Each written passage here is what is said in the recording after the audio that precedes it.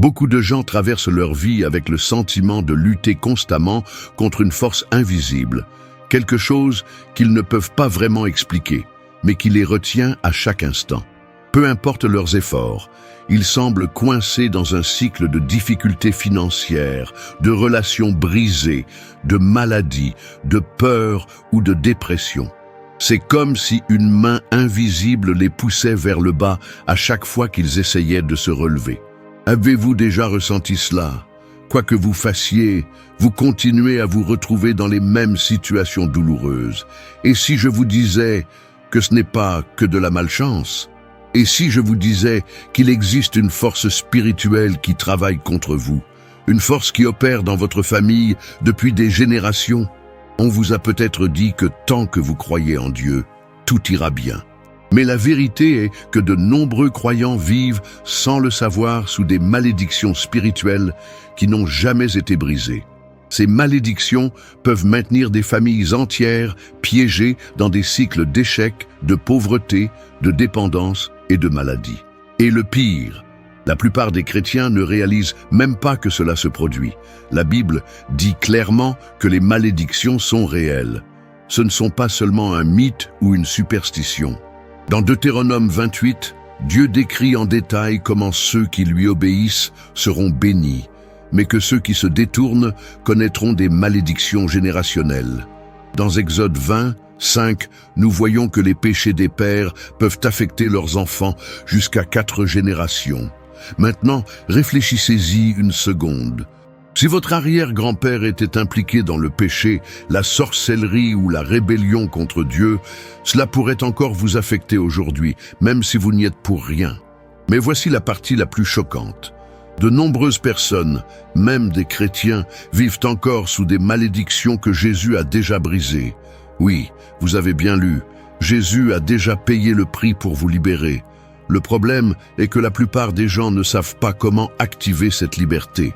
Ils vont à l'église, ils prient, ils essaient de vivre correctement, mais ils n'appliquent jamais réellement ce que Jésus a fait sur la croix dans leur propre vie.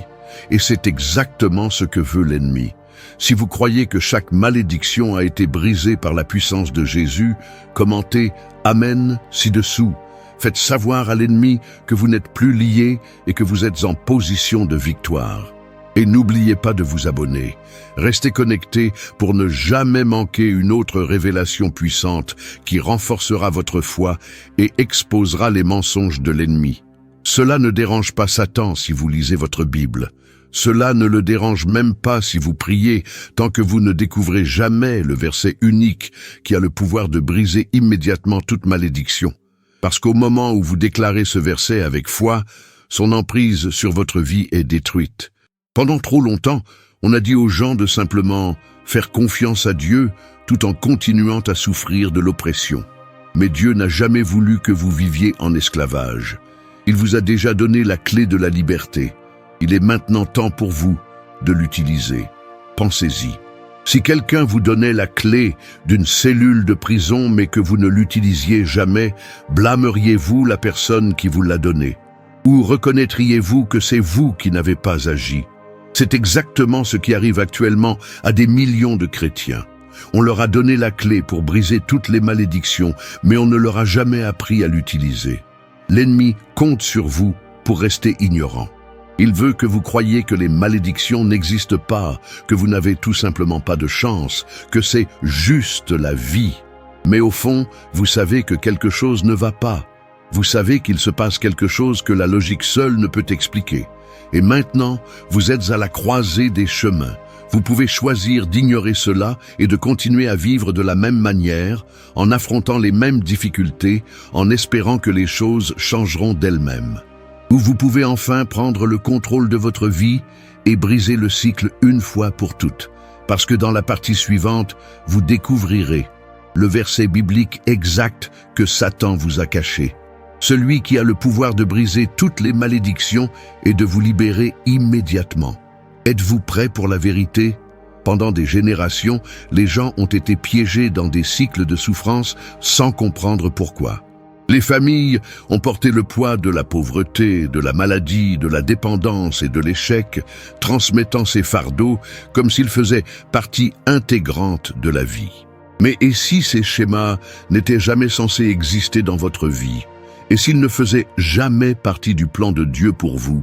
Et s'il existait un seul verset qui avait le pouvoir de briser ces chaînes immédiatement, et pourtant presque personne ne l'utilise? La vérité est que l'ennemi ne veut pas que vous sachiez ce que je m'apprête à révéler. Il veut vous garder dans l'obscurité, dans la confusion, et accepter votre situation comme si elle était normale. Parce qu'au moment où vous comprenez l'autorité que vous avez en Christ, tout change. Le verset que Satan a travaillé sans relâche pour vous cacher se trouve dans Galates 3, 13. Le Christ nous a rachetés de la malédiction de la loi en devenant malédiction pour nous, car il est écrit « Maudit soit quiconque est pendu au bois ». C'est la clé, c'est la révélation qui peut vous libérer. Jésus est déjà devenu la malédiction à votre place. Chaque esclavage spirituel, chaque malédiction générationnelle, chaque forteresse démoniaque qui a affecté votre vie lui a été imposée à la croix. Maintenant, prenez un moment pour laisser cela pénétrer. Si Jésus a déjà subi la malédiction, alors pourquoi tant de personnes vivent-elles encore sous ses effets? Pourquoi tant de chrétiens sont-ils toujours confrontés aux mêmes problèmes que leurs parents et grands-parents? Pourquoi les croyants qui ont confiance en Dieu sont-ils toujours confrontés à des difficultés incessantes, malgré le fait que la Bible déclare clairement que la malédiction a été brisée? La réponse est simple, mais terrifiante, parce qu'ils n'appliquent jamais ce que Jésus a déjà fait. Imaginez ceci, un roi déclare que tous les prisonniers du royaume sont désormais libres. Les portes de la prison sont ouvertes et toutes les chaînes sont brisées. Mais au lieu de sortir, les prisonniers restent dans leurs cellules, ignorant qu'ils ont été libérés. C'est exactement ce qui arrive aux croyants. Ils ont été libérés, mais ils n'ont jamais accédé à cette liberté. Ils continuent de vivre comme si les chaînes étaient toujours là, alors qu'en réalité, l'ennemi n'a plus le droit légal de les retenir. Et c'est exactement pourquoi Satan fait tout ce qui est en son pouvoir pour s'assurer que ce verset ne soit jamais prêché, jamais déclaré et jamais activé dans votre vie. Parce qu'une fois que vous vous basez sur Galates 3, 13 et que vous commencez à déclarer sa vérité dans votre vie, l'atmosphère spirituelle change. Les malédictions ne sont pas brisées par des vœux pieux, ils sont rompus par déclaration. Le domaine spirituel répond aux mots. C'est pourquoi Jésus a toujours parlé aux démons, pourquoi il a ordonné la guérison et pourquoi il a déclaré la victoire. Il n'a jamais supplié, il n'a jamais espéré, il a parlé avec autorité. Et maintenant, vous avez reçu la même autorité. Cela signifie que lorsque vous déclarez « Christ m'a racheté de toute malédiction », je ne suis plus sous le pouvoir de l'ennemi. Quelque chose se passe dans le monde invisible. Les forces des ténèbres doivent obéir. Chaque cycle générationnel, chaque oppression démoniaque, chaque mensonge qui vous tenait liés commence à se briser. Mais voici le problème. Beaucoup de gens le déclarent une fois et s'arrêtent lorsqu'ils ne constatent pas de changement immédiat. Ils s'attendent à des résultats instantanés et lorsque rien ne semble se produire, ils supposent que cela n'a peut-être pas fonctionné. Et c'est exactement ce que l'ennemi veut vous faire croire. Parce que la vérité est qu'au moment où vous déclarez ce verset avec foi, le fondement de la malédiction est brisé. Vous ne verrez peut-être pas les résultats immédiatement, mais quelque chose a déjà changé dans le domaine spirituel. Pensez à un arbre aux racines profondes. Vous pouvez le couper, mais pendant un certain temps, les racines sont encore dans le sol. Si vous ne faites rien, l'arbre pourrait tenter de repousser. Mais si vous continuez à proclamer la parole, si vous restez dans la foi, les racines meurent complètement et cette malédiction ne reviendra jamais. C'est pourquoi la persévérance est la clé. L'ennemi mettra toujours votre foi à l'épreuve. Il tentera de vous convaincre que rien n'a changé, que votre vie est toujours la même, que vous êtes toujours en esclavage. Mais si vous refusez de reculer, si vous continuez à déclarer la vérité, il n'a d'autre choix que de partir. Jacques 4, 7 dit « Résistez au diable, et il fuira loin de vous. Le mot résister signifie ici repousser activement, combattre, refuser d'accepter les mensonges de l'ennemi. Il ne s'agit pas simplement d'espérer qu'il s'en aille. Cela signifie imposer votre victoire. Êtes-vous prêt à marcher en toute liberté? Si vous déclarez que Jésus vous a racheté de toutes les malédictions, tapez « Amen » dans les commentaires dès maintenant. Faites entendre votre voix dans le domaine spirituel. Et si ce n'est pas encore fait, abonnez-vous à la chaîne pour continuer à recevoir la vérité, la force et la sagesse nécessaires pour combattre et gagner chaque bataille spirituelle. Et c'est ce que beaucoup de chrétiens ne parviennent pas à faire. Ils supposent que si Jésus a déjà gagné la bataille, ils n'ont rien à faire. Mais la foi exige de l'action. Vous devez vous en tenir à sa parole, la déclarer et refuser d'accepter quoi que ce soit qui ne soit pas une liberté totale. Si vous êtes aux prises avec une malédiction dans votre vie, qu'il s'agisse de difficultés financières, de maladies, de problèmes familiaux ou de dépendance, le moment est venu de la briser. Pas demain, pas la semaine prochaine, maintenant. Parce qu'au moment où vous commencez à prononcer ce verset dans votre vie, au moment où vous déclarez « Je suis racheté de toute malédiction par Jésus-Christ », les forteresses commencent à s'affaiblir. Et dans la partie suivante, nous découvrirons exactement comment ces malédictions entrent dans votre vie et les portes cachées qui doivent être fermées pour garantir qu'elles ne reviennent jamais. Beaucoup de gens ne réalisent pas que les malédictions spirituelles n'apparaissent pas de nulle part. Ils ont un point d'entrée, une porte qui a été ouverte, sciemment ou inconsciemment, permettant à l'ennemi de gagner du terrain dans la vie d'une personne. Ces portes peuvent être ouvertes par des actions personnelles, des antécédents familiaux, des paroles ou même des péchés non repentis. Et jusqu'à ce que cet accès soit révoqué, la malédiction reste active. Peu importe combien de personnes prient, l'ennemi opère au travers de droits légaux. Il ne peut pas attaquer au hasard. Il lui faut une porte ouverte, une permission d'entrée. C'est pourquoi certaines personnes prient pour une percée, mais ne voient jamais de résultat durable. Parce qu'elles gardent, sans le savoir, la porte ouverte, tout en demandant à Dieu d'en supprimer les conséquences. Mais aujourd'hui, ces portes peuvent être identifiées et fermées pour toujours. L'une des portes les plus courantes est celle des malédictions générationnelles. La Bible dit clairement que les péchés peuvent se transmettre à travers les lignées familiales et affecter plusieurs générations. Exode 20:5 prévient que les péchés des pères peuvent atteindre la 3e et la 4e génération. Cela signifie que vous êtes peut-être confronté à des difficultés qui n'ont même pas commencé avec vous. Si vos ancêtres étaient impliqués dans des pratiques occultes, de la sorcellerie, de l'idolâtrie ou d'une profonde rébellion contre Dieu, ces choix auraient pu entraîner des conséquences spirituelles qui affectent encore votre vie aujourd'hui. Pensez aux familles où l'alcoolisme, la pauvreté, le divorce ou la maladie semblent sévir à chaque génération. Ce n'est pas seulement une coïncidence, c'est un modèle, un cycle qui doit être brisé. L'ennemi veut vous faire croire que la vie est ainsi faite, qu'elle est génétique ou inévitable. Mais c'est un mensonge. Ce qui a été transmis peut être retranché au nom de Jésus. Au moment où vous déclarez Galates 3:13 et rompez cette prétention générationnelle, le cycle se termine avec vous. Une autre porte importante est celle des paroles. Beaucoup de gens se maudissent sans même s'en rendre compte. Proverbe 18:21 dit « La mort et la vie sont au pouvoir de la langue. Les mots ont la capacité de façonner la réalité, et l'ennemi le sait. C'est pourquoi il travaille dur pour inciter les gens à parler négativement de leur propre vie. Avez-vous déjà entendu quelqu'un dire « Je ne réussirai jamais, je suis toujours fauché, rien de bon ne m'arrive jamais » ou « Je pense que je vais mourir jeune ». Ces déclarations donnent du pouvoir à la malédiction. Le diable n'a pas besoin de détruire une personne, il a juste besoin qu'elle accepte sa propre destruction. Mais l'inverse est également vrai. Lorsque vous commencez à déclarer la vie, à déclarer la liberté et à prononcer la parole de Dieu sur vous-même, vous réparez les dommages causés par les déclarations négatives. Au lieu de dire « Je ne m'en sortirai jamais », commencez à déclarer « Je suis racheté par le sang de Jésus. Aucune malédiction ne peut rester dans ma vie. Toute emprise démoniaque est brisée au nom de Jésus. Une autre porte ouverte est celle du péché caché et de l'impénitent.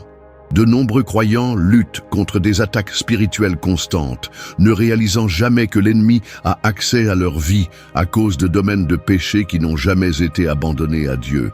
Le péché non repenti donne à Satan le droit légal de rester. C'est pourquoi certaines personnes prient et combattent dans un combat spirituel.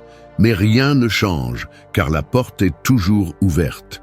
Cela ne veut pas dire que vous devez être parfait, mais cela signifie que vous devez soumettre pleinement chaque domaine de votre vie à Jésus.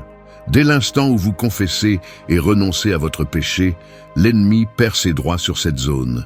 L'un des plus grands mensonges que Satan raconte aux gens est que leur péché n'est pas si grave, qu'ils n'ont pas besoin de se repentir ou qu'ils peuvent arranger les choses par eux-mêmes.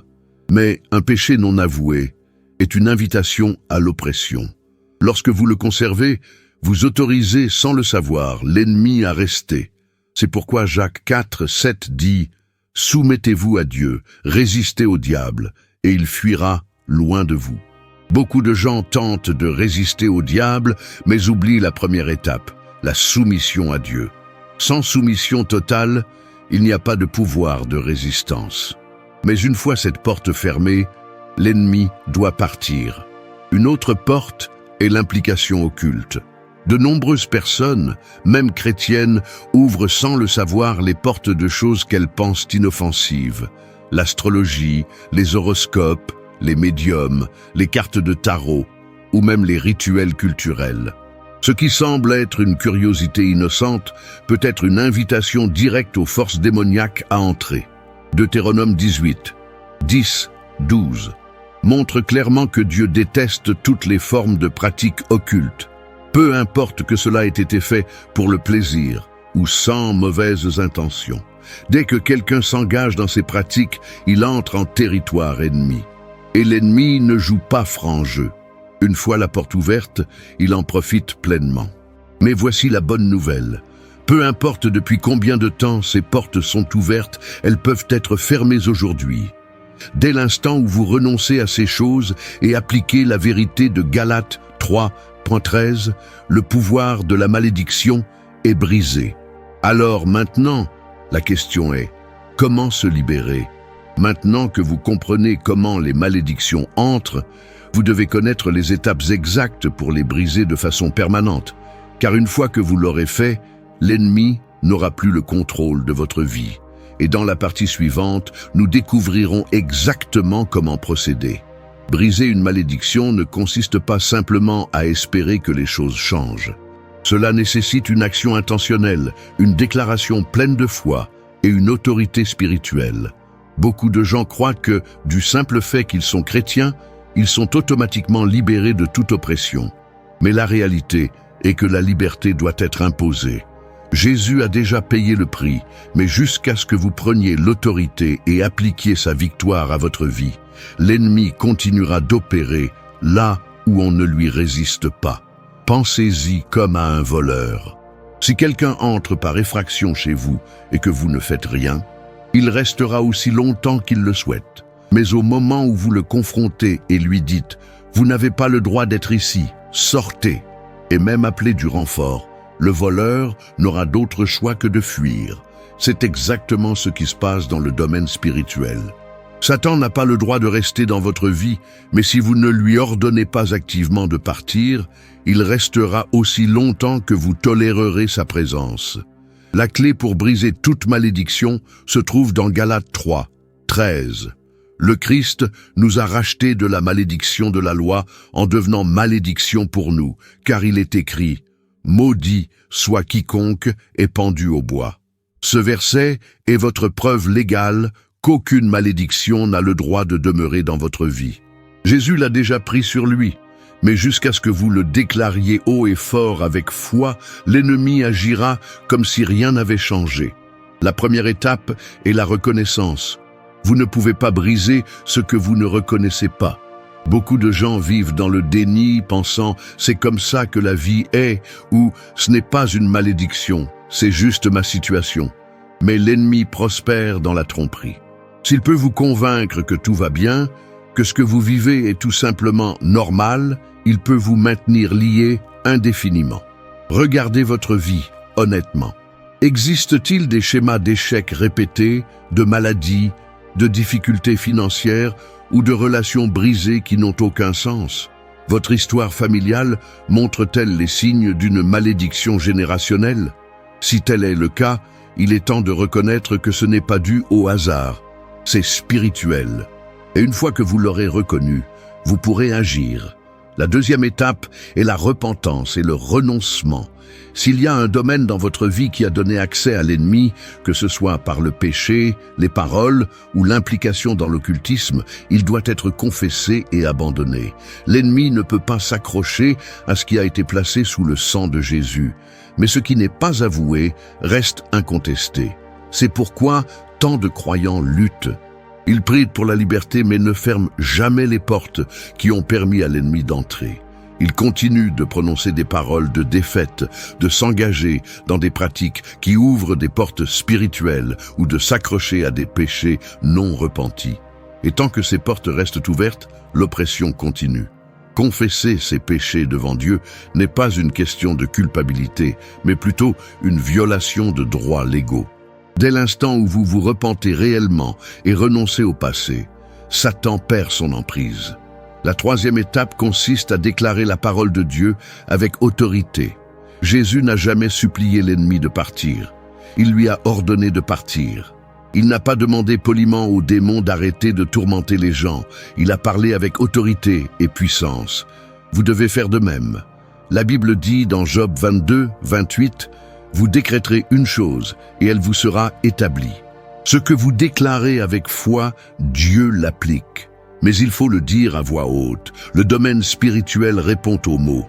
Commencez à déclarer sur vous-même « Je suis racheté de toute malédiction. Aucune arme formée contre moi ne prospérera. Chaque cycle démoniaque de ma vie est brisé par la puissance du sang de Jésus. Je renonce à tout accord que j'ai conclu sciemment ou inconsciemment avec l'ennemi. J'exerce mon autorité en tant qu'enfant de Dieu et j'ordonne à toute influence démoniaque de quitter ma vie maintenant au nom de Jésus. » Lorsque vous déclarez cela avec conviction, les choses commencent à changer. Vous ne le voyez peut-être pas immédiatement, mais le domaine spirituel est en mouvement. Chaque mission démoniaque de votre vie commence à se défaire. Les chaînes qui vous retiennent depuis des années commencent à se briser. Mais c'est là que la plupart des gens s'arrêtent. Ils prient une fois, déclarent une fois, et lorsqu'ils ne constatent pas de changement immédiat, ils supposent que cela n'a pas fonctionné. C'est exactement ce que veut l'ennemi. La quatrième étape est la persévérance. Jacques 4, 7 nous dit « Résistez au diable, et il fuira loin de vous. » Le mot « résister » signifie repousser activement, rester ferme, refuser de reculer. Satan est têtu. Il ne partira pas sans résistance. Mais si vous tenez bon et continuez à déclarer votre liberté, il n'aura d'autre choix que de partir. Beaucoup de gens abandonnent trop tôt. Ils proclament la parole pendant quelques jours, mais lorsqu'ils ne voient pas de percée immédiate, ils perdent la foi. Mais ce qu'ils ne réalisent pas, c'est que les fondements de la malédiction sont déjà en train de se briser. Imaginez briser un mur avec un marteau. Les premiers coups peuvent sembler minimes, mais à chaque frappe, le mur s'affaiblit. Et si vous continuez, cela finira par s'effondrer complètement. C'est ainsi que fonctionne le combat spirituel. Chaque déclaration affaiblit l'emprise de l'ennemi. Chaque fois que vous refusez de croire ses mensonges, son pouvoir diminue. Et si vous ne vous arrêtez pas, il s'enfuira. Mais il existe encore une clé supplémentaire qui garantit que vous ne retombez plus jamais dans le même cycle, parce que l'ennemi n'attaque pas une seule fois. Il cherche des moyens de revenir.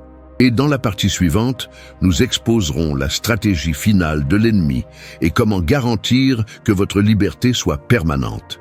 Briser une malédiction est une chose, l'empêcher de revenir en est une autre.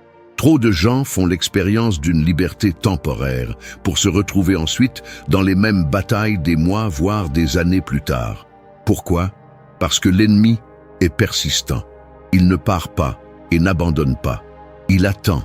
Il cherche une opportunité de revenir. Et si vous n'êtes pas spirituellement alerte, il essaiera de rentrer par les mêmes portes que vous avez fermées autrefois. Jésus lui-même nous en a avertis dans Matthieu 12, 43-45.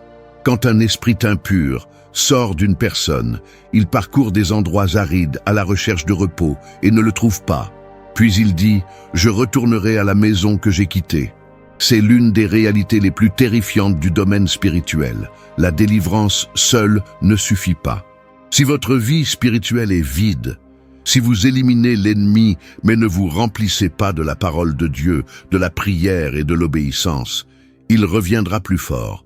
C'est pourquoi certaines personnes font l'expérience de la liberté pendant un certain temps, pour ensuite constater que la lutte revient encore plus pire qu'auparavant.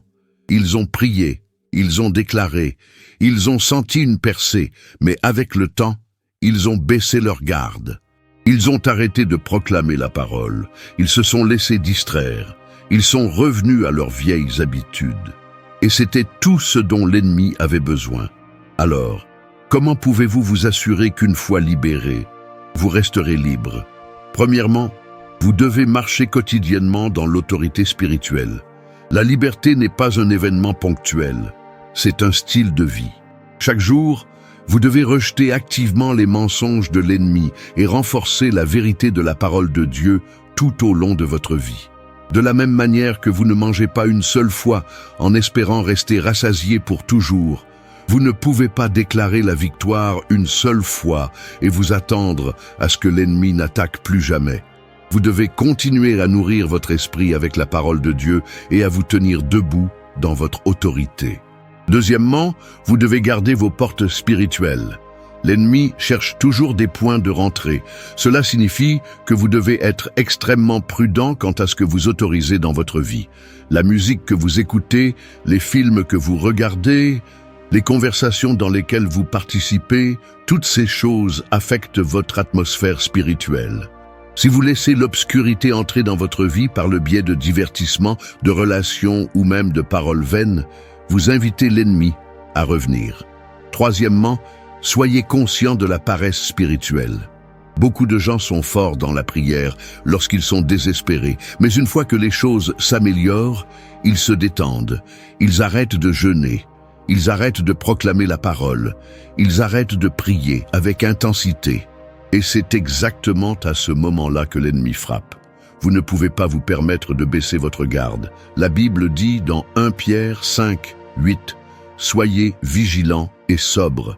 Votre ennemi, le diable, rôde comme un lion rugissant à la recherche de quelqu'un à dévorer. » Dès que vous cessez d'être spirituellement alerte, vous devenez vulnérable. L'ennemi est toujours à l'affût de ses faiblesses. Mais si vous restez ferme, il ne pourra pas vous toucher. Une autre clé cruciale est de rester en contact avec des croyants convaincus. L'ennemi aime l'isolement. S'il peut vous éloigner des autres chrétiens forts, il sait qu'il a plus de chances de vous tromper. Entourez-vous de personnes qui vous tiendront responsable, qui prieront pour vous, qui vous rappelleront de rester fort dans la foi. Et enfin, n'arrêtez jamais de déclarer Galates 3:13.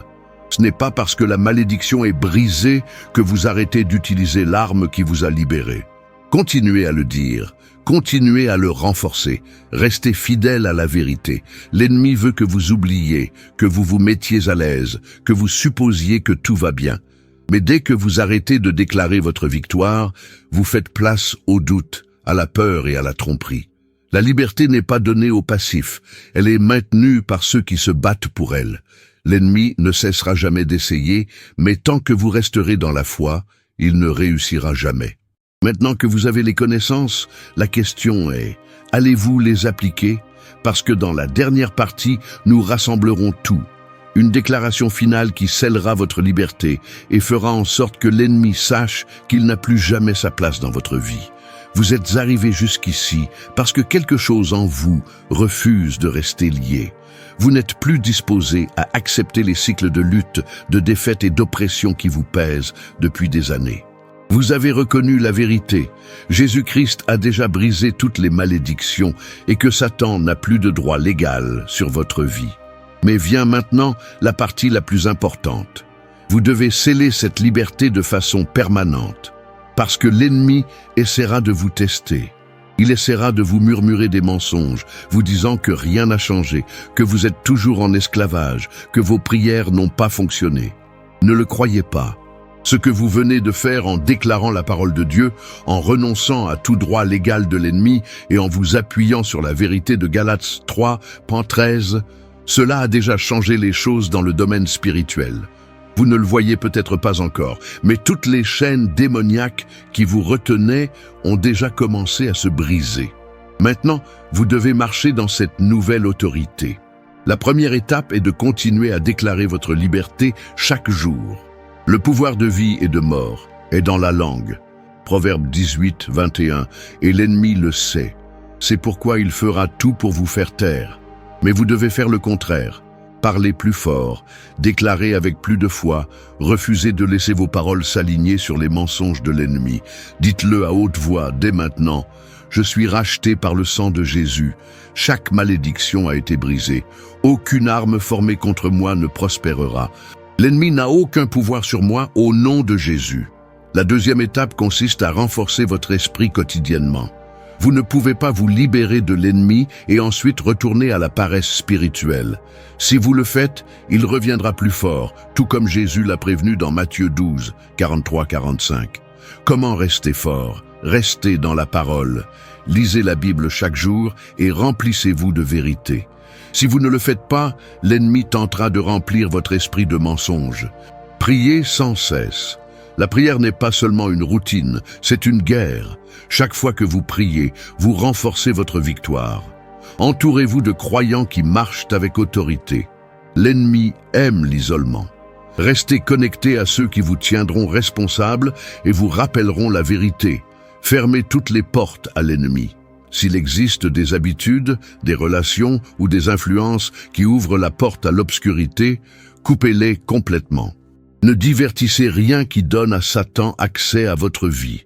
La troisième étape consiste à marcher dans l'obéissance. Beaucoup de gens reçoivent la délivrance mais retombent dans les mêmes luttes parce qu'ils refusent d'obéir complètement à Dieu. Vous ne pouvez pas demander à Dieu de vous libérer tout en vivant d'une manière qui invite l'ennemi à revenir.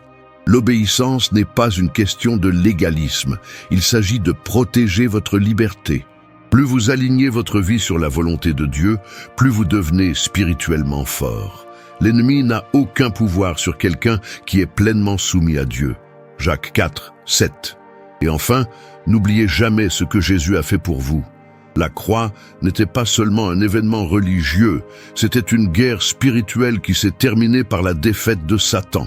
Jésus a payé le prix de votre liberté totale, mais c'est à vous de marcher dans cette victoire chaque jour. Maintenant, avant de terminer, faisons ensemble cette déclaration finale. Dites ceci à haute voix avec foi. Par le sang de Jésus, je déclare que toute malédiction qui pèse sur ma vie est brisée. Je renonce à tout droit légal de l'ennemi et je me tiens sous l'autorité du Christ. Aucun pouvoir des ténèbres ne peut me retenir. Je suis libre, je suis racheté, je suis victorieux. Au nom de Jésus, Amen. Si ce message vous a parlé, commentez « Amen » ci-dessous dès maintenant. Faites voir à l'ennemi que vous n'êtes plus silencieux. Faites savoir dans le domaine spirituel que vous êtes dans votre victoire. Et si ce n'est pas encore fait, abonnez-vous à la chaîne dès maintenant. Ne laissez pas cela être la dernière révélation que vous recevez. Continuez à apprendre, continuez à grandir, continuez à renforcer votre esprit et ne partez pas encore. La prochaine vidéo vous attend déjà. Cliquez dessus maintenant et continuez à découvrir la vérité que l'ennemi n'a jamais voulu que vous sachiez. Votre voyage vers une victoire spirituelle complète ne fait que commencer.